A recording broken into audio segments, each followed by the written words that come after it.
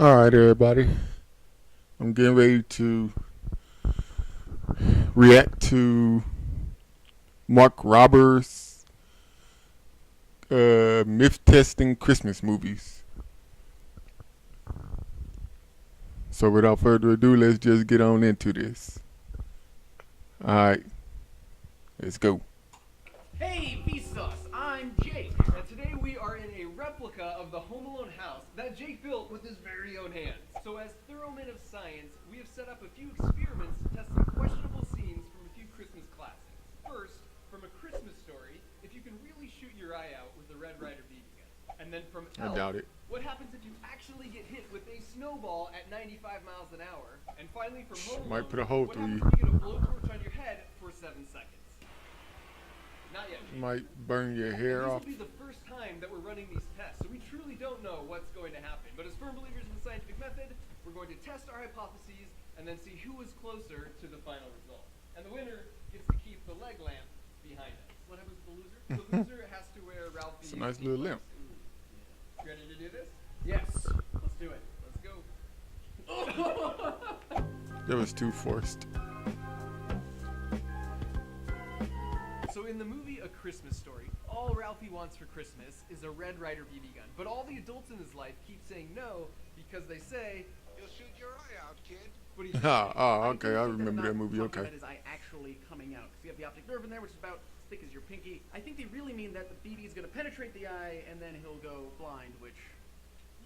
Nobody wants that. And that seems like a legitimate concern, right? And because they say they'll shoot his own eye out, ostensibly that means he shoots, the BB goes out, bounces off something, and hits his Ricochet. own eye. So to test this out, we have an authentic Red Ryder BB gun, and since Jake wouldn't volunteer, Sorry about that. I had to find some cow eyes that they use for like biology classes and dissection. Man, And them so as a things control, stink. We're gonna make sure the I BB remember will that. penetrate the eye first without even bouncing off anything. Bring back memories.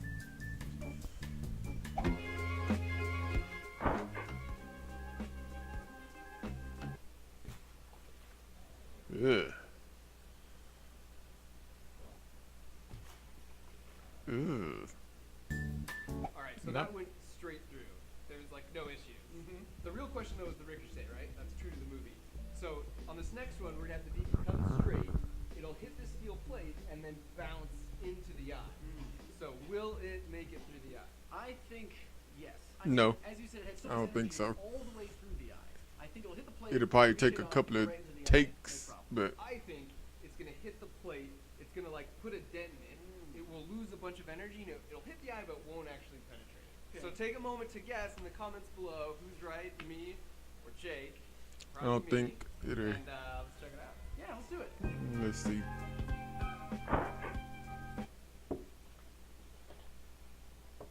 Huh? Dude was right. Totally didn't go through. It is interesting though. You can see the dent in the plate, right? I think that was the culprit. Oh, totally. And also you can see how much energy the eye absorbed. It was, yeah, I don't know. I think it was rigged. It's a fair point though. A cow eye is definitely thicker than a human eye. So if that were Ralphie, that's bad news, Yeah. right? Like 500,000 people a year lose their eyesight due to like eye injuries. So eye protection is definitely important, but most importantly, I won this challenge.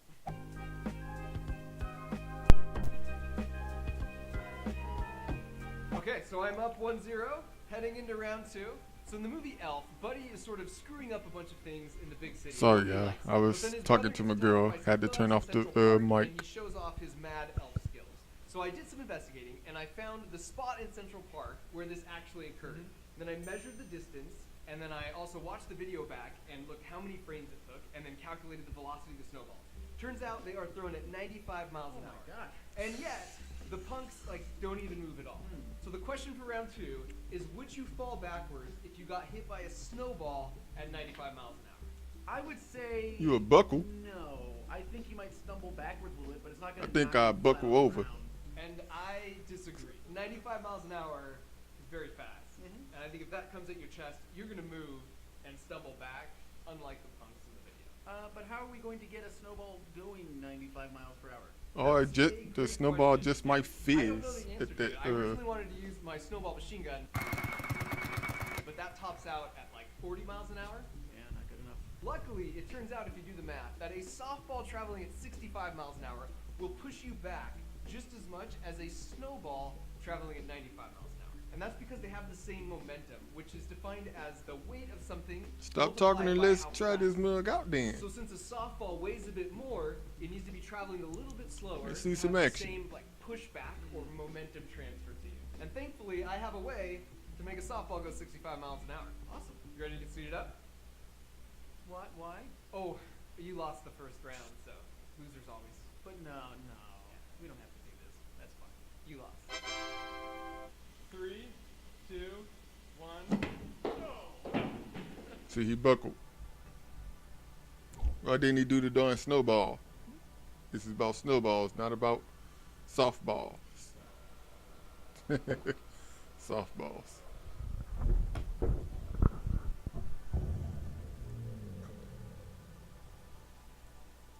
It looks like the softball pushed Jake back slightly, but not near as much as I hypothesized. So that means we're all tied up, headed into the final round.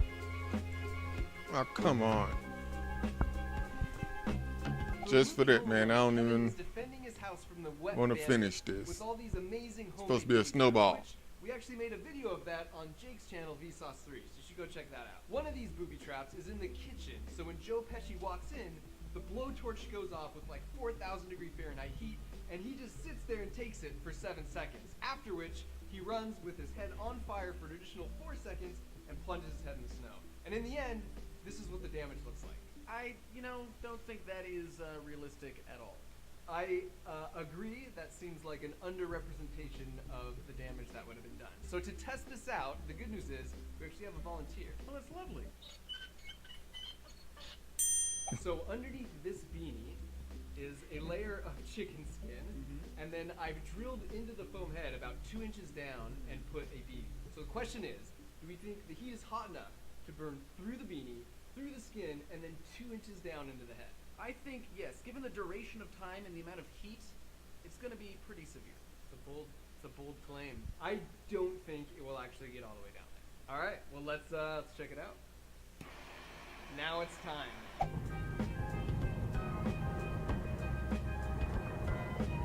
So after filming You this look too video, happy I was doing that. curious, so I talked with a couple expert surgeons from the Arizona Burn serious. Center, and they told me that if this actually happened to you, in less than a second, you would have a 3rd degree burn.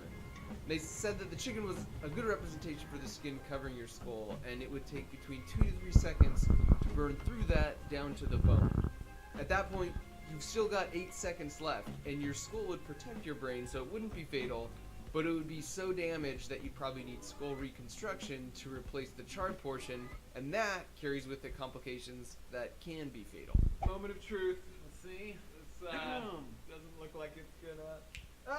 Yes! There it is! Oh, man, okay. So the BB is exposed. Very exposed. Curse you! So a disappointingly hearty congratulations to Jake for winning. He gets to keep the amazing leg lamp. We actually made a video in this exact same spot on his Mark, channel. aren't you forgetting something? Like I said, on Jake's channel, we went beyond just the blowtorch scene from Home Alone to see if some of the other booby traps would actually kill you. So go check that out. Make sure you comment below to let us know if you did better than Jake or I in your guesses. You jerk. I want to give a shout out to... I can't do this. Better.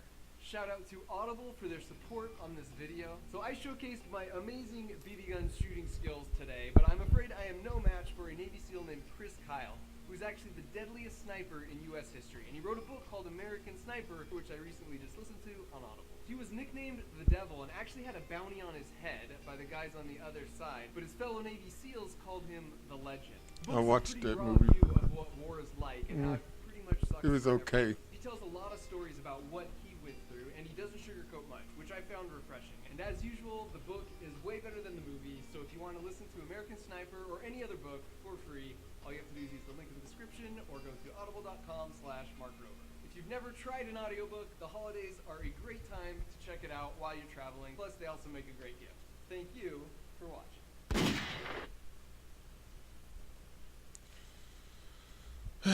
Okay, I was a little disappointed.